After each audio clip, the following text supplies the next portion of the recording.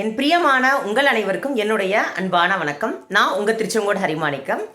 இப்போ வாராகி பாமாலையுடைய இரண்டாவது பாடலுக்கான முழுமையான விளக்கத்தை பார்க்கலாம். இரண்டாவது பாடல்: தோராத வட்டம் முக்கோணம் ஷட்கோணம் துலங்கு வட்டது ஈராரிதழ் இட்டு ரீங்காரம் உள்ளிட்டது நடுவே ஆராதனை செய்து அரிச்சித்து பூஜித்த அடிபணிந்தால் வாராது இரால் வல்லவே வாழை ஞான வாராகியுமே.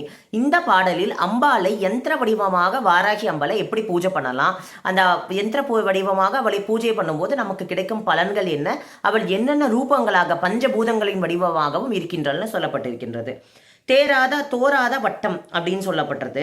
ஒரு முடிவில்லாத எல்லையே இல்லாத ஒரு வட்டம். ஒரு வட்டத்தை எடுத்துக்கிட்டிங்கன்னா அதுக்கு ஆரம்பமும் இல்லை முடிவும் இல்லை. அப்படி ஆரம்பமும் முடிவும் இல்லாமல் அம்பாள் இருக்கின்றார். முக்கோணம் என்பது 3 கோணம், ஷட்கோணம்ங்கிறது 6 கோணம், ஈராரிதழ் 2 + 6 ஈராரிதழ் 2 × 6 மல்டிப்ளை பண்ணிங்கன்னா 8 இதழ் வரும். 2 + 6 2 + 6 இதை டோட்டலாக பண்ணிங்கன்னா 8 இதழ் கொண்ட தாமரை பூவில் அம்பாள் இருக்கின்றார். இந்த 8 இதழ் கொண்ட தாமரை பூவை வரைந்து ரீங்காரம் உள்ளிட்டது நடுவே.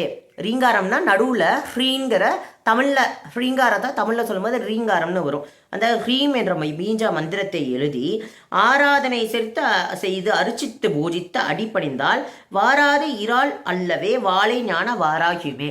இந்த யந்திரத்தை வரைந்து அதற்கு நடுவே ஹ்ரீம் பீஜத்தை எழுதி அம்பாளை பூஜை செய்தால் வாழையின் ரூபமாகவும் இருக்கக்கூடிய வாராகி கண்டிப்பாக வராமல் இருக்க மாட்டாள். அப்படின்னா என்ன அர்த்தம்? சத்தியபூர்வமாக வருவாள் அப்படிங்கிறது அர்த்தம். இந்த இதில் மந்திரபூர்வமான விளக்கம்னு பார்த்தீங்கன்னா ஹ்ரீம் எனப்படுகின்ற அம்பிகைக்கு மிக பிடித்தமான பீஜாட்சரம் சொல்லப்படுகின்றது. ஹ்ரீம்ங்கிற மந்திரத்தை எழுதணும்னு சொல்கிறாங்க. முதல்ல ஒரு யந்திர வடிவம். இந்த யந்திரம் நீங்கள் குருவின் மூலமாக கேட்டறிந்தீங்கன்னா தான் இந்த யந்திரம் சிறப்பான சரியான முறையான யந்திரம் உங்களுக்கு கிடைக்கும். அழகான யந்திரத்தை வாங்கிக்கலாம். அந்த இல்லை தெரிஞ்சவங்க அதை வரைஞ்சிக்கலாம். அதாவது வட்ட வடிவமாகவும் இருக்கும். எனக்கு சரியாக தெரியல, ஏன்னா நம்ம தெரிஞ்சால் கரெக்டாக சொல்லணும், தப்பாக கைட் பண்ணக்கூடாது. இருக்கிறதுடைய விளக்கத்தை சொல்கிறேன். அழகான வட்டமா அந்த வட்டருக்கு நடுவில் பிந்துங்கிறது சிவசக்தி சுரூபமாக இருக்கக்கூடியது பிந்து. அந்த பிந்து இருக்கின்றது. அதை சுற்று முக்கோணம். அந்த முக்கோணத்தில் ஐம் க்ளீம் சௌன்னு சொல்லப்படுகின்ற பாலையருடைய மந்திரம், அந்த பீஜையினுடைய மந்திரம், பீஜ மந்திரம் இருக்கின்றதா. அடுத்து அதை சுற்றி 3 கோணத்தை முக்கோணத்தை சுற்றி 6 கோணம் இருக்கின்றது. அது 6 அக்ஷரங்களுக்குரிய லகு ஆராய்ச்சியுடைய மந்திரத்தை குறிக்கின்றதாம்.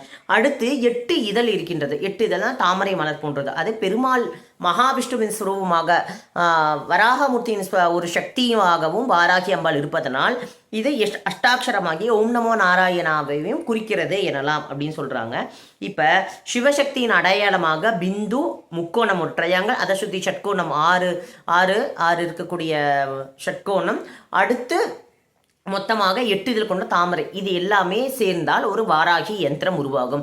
அந்த வாராகி யந்திரத்துக்கு நடுவில் ஹ்ரீம் என்ற பீஜ மந்திரத்தை குருவின் மூலமாக தெரிந்து கொண்டு அதை எப்படி எழுத போடுமோ அப்படி எழுதி அந்த அம்பிகையை ஆவரண பூஜை செய்து வந்தார். ஆவரண பூஜை அப்படின்னா ஒரு கோட்டைக்கு சுற்றி பாதுகாப்பாக நிறைய கோட்டைகள் இருக்கும். நான் ஆல்ரெடி என்னுடைய வாராகி அம்பாளுடைய பதிவில் கொடுத்துருப்பேன். மரகத கோட்டை, மாணிக்க கோட்டை, சிந்தாமணி கோட்டை, இப்படி தனித்தனியாக கோட்டைகள், இத்தனை கோட்டையெல்லாம் நிறைய இருக்குது ஸ்ரீமேருவுக்கு. அதை நம்ம தனித்தனியாக முடிஞ்சால் நான் ஒரு பதிவில் கொடுக்குறேன். ரொம்ப அழகாக அதில் ஆழ்ந்து படிக்கும்போது நமக்கு ரொம்ப நல்லா இருக்கும் அது நம்ம கேட்கும்போது.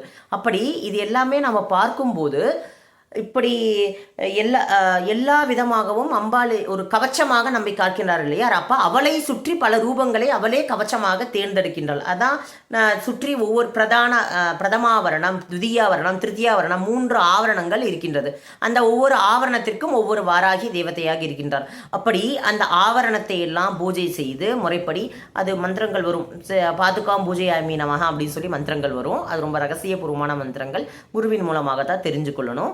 உங்களுக்கு தெரியணுங்கிறதுக்காக சொன்னேன். ரொம்ப விருப்பம் இருந்தவங்க நான் இந்த ஆன்லைன் கிளாஸ் எடுக்கிறது இல்லை. நீங்கள் குரு யாராவது கிடைச்சாங்கன்னா நீங்கள் போய் கற்றுக்கணுன்னா முறைப்படி போய் கற்றுக்கோங்க. இல்லை நான் தெரிஞ்சுக்கிறேன் அம்பாலை மனசார பூஜை பண்ணுறேன்னா மனசார அவளுக்குரிய இந்த வாராகி பாமாலையை படிச்சிங்கன்னா போதும். ஆனால் இதனுடைய விளக்கம் இவ்வளவு இருக்கிறா. மொத்தத்தில் வாராகி அம்மனுடைய பெருமையை நாம் எல்லாருமே சேர்ந்து தெரிஞ்சுக்கணும். அதுக்காக தான் இந்த பதிவு. ஸோ இந்த மாதிரி நாம் அம்பாலை பாராயணம் பண்ணி பூஜை பண்ணும்போது எல்லாமே நமக்கு கிடைக்கும் அப்படின்னு சொல்கிறாங்க.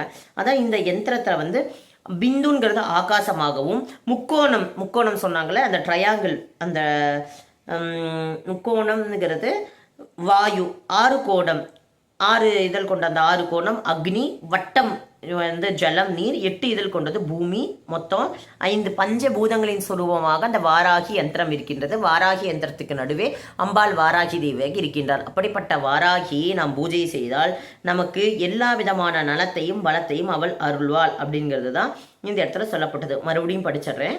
தோராத வட்டம் முட்கோணம் ஷட்கோணம் துலங்கு வட்டது ஈராரிதழ் இட்டு ரீங்காரிதம் உள்ளிட்டது நடுவே ஆராதனை செய்து அர்ச்சித்து பூஜித்தபடி பணிந்தால் வாராது இரால் அல்லவே வாழை ஞான வாராகியுமே. தமிழ் ரொம்ப ஈஸி தான், நீங்கள் தாராளமாக படிக்கலாம். சமஸ்கிருதம் இல்லைனாலும் தமிழில் தாராளமாக படிச்சுக்கலாம். அடுத்த பதிவுகளில் இன்னும் 3வது 4வது எல்லாமே பார்க்கலாம். அதுவரை உங்களிடமிருந்து விடைபெறுவது உங்கள் ஹரிமாணிக்கம். நன்றி, வணக்கம்.